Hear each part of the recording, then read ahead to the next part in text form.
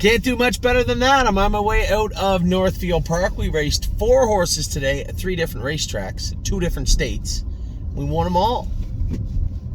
Pretty good day at the office.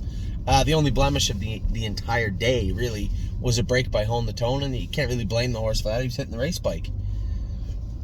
Man, the weather was beautiful today. We get the horses all trained here. I gave you guys a pretty in-depth rundown of what I saw. There was 2 or 3 horses today that I felt I wanted to have a better look at, so I'm going to go with them tomorrow morning before I head over to Pennsylvania. Kind of a weird day tomorrow. This big giant storm's coming. The older I get, the more I realize the news just can't go a day without reporting something devastating. Oh, it's a generational storm. It's a storm. There's going to be snow. There might be some rain. There may be some freezing rain. But it's a storm. We've had them before. I'm from Prince Edward Island. This time of year, when you get that kind of weather, it's called Saturday. That's what it's called. So, I'm going to head over to the Meadows after going with the 2 or 3 tomorrow. I'm going to race Macho Martini. Now, I'll tell you one thing. The temperature is going to have to drop significantly for it to be a chance of rain in the morning. And then I know when I go behind the gate on the weather app that I have, it said, now this is in Celsius, minus 14 with the wind chill feels like minus 26. With a chance of rain in the morning here in Northfield. I don't understand that. That is pretty crazy.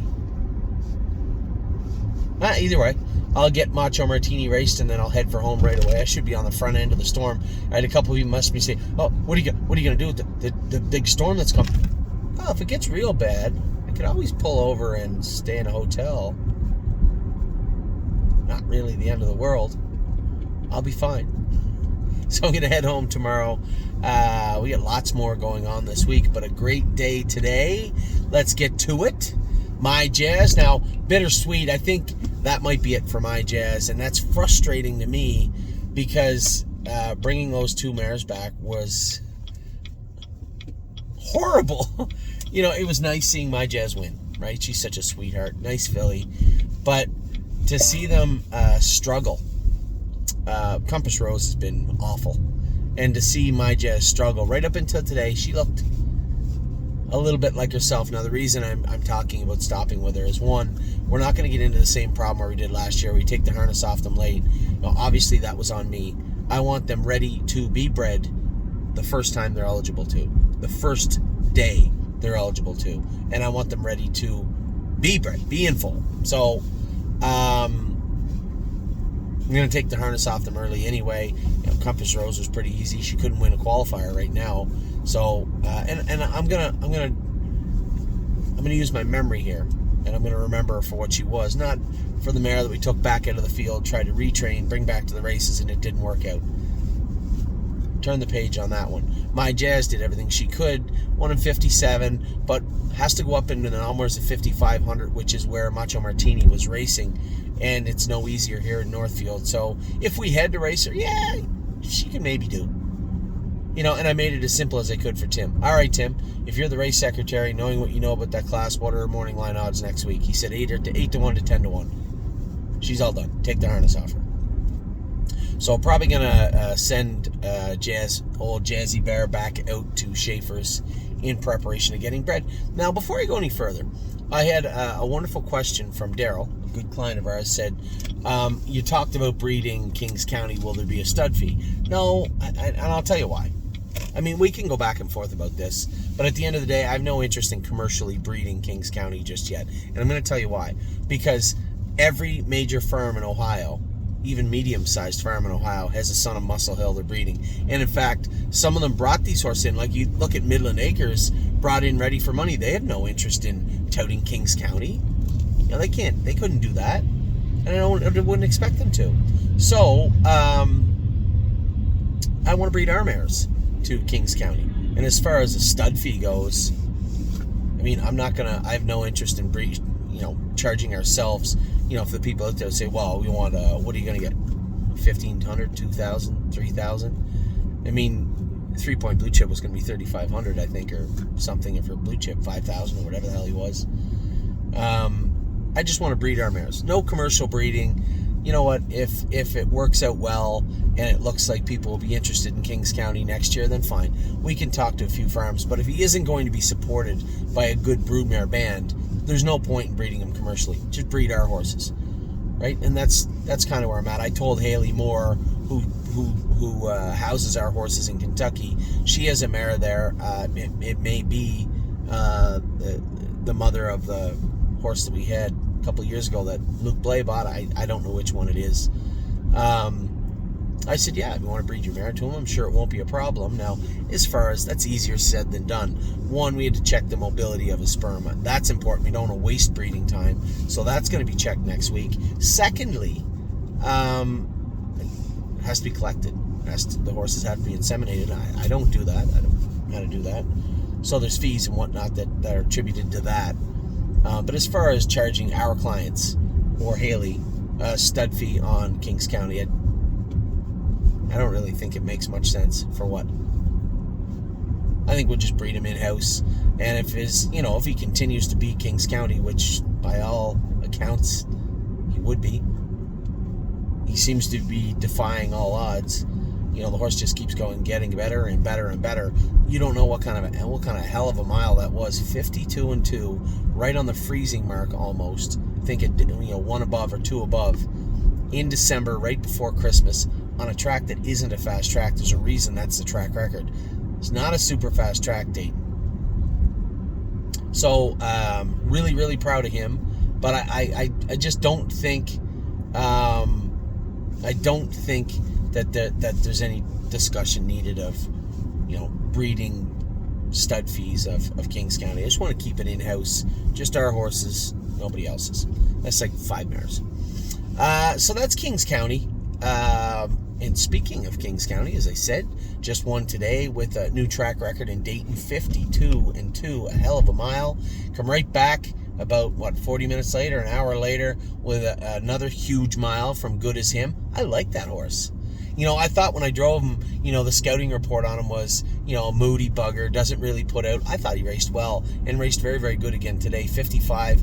I think he'll win on the front, but he felt really good out of a hole the other day. And I think every time Brett raced him, it was kind of, cover, shoot. And he raced great. And today he put him on the front and called on him a couple of times, and the horse responded and raced well. I thought the horse raced well, and I think he's going to be a really, really good horse for us. And then capped off the night with a nail biter at the wire, Dustin Hanover. I told everybody we actually trained him faster than he just won, but it is cold here right now, very cold. And Dustin got up to win. What I like about Dustin Hanover is that he knows what he's doing and he wants to win. He wants to beat the other horses, and that's hard. That's hard to have a horse that wants to win. He's bred to be a good horse. I said it best, I think, to Jason as I was leaving. He's 100 pounds of pure muscle away from being the horse that we want him to be, and clearly the horse that he wants to be. He is a very immature 3-year-old who's about to become a 4-year-old. So I hope that he does well enough, that we hang on to him long enough, that we keep him. There's no reason not to think he wouldn't. 58 can easily turn into 55, 56. I hope he stays good enough that we keep him all throughout the 4-year-old year and see what he turns into as a 5-year-old. No guarantees. But I do want to see that happen, because I think he wants to be a good horse. He clearly, for those of you with any sort of memory, and if you can't, go back and watch the replays, he looks infinitely improved now. And he's still a little thin in the barrel, a little streamlined. He doesn't have that muscle, that muscular racehorse definition. He still doesn't have that. So he's only going to be a better horse. It's inevitable. So I think... I hope he continues to race well, and I hope we can keep him as he transitions into that horse. Because I actually really like Dustin. I've said that before. I really like this horse. So a good day all around. A great day at the track. And hopefully we can carry it right into tomorrow with the horses we're racing tomorrow. And then again on Friday. I don't know if there's a lot of racing on Christmas Eve. I know there's not in Ontario. I don't think there is in the U.S., but heading into Christmas and obviously into the new year, just an absolutely phenomenal year. I think this is the second time in the last month where we won every race we were in multiple places in one day. There's a lot to be said about that.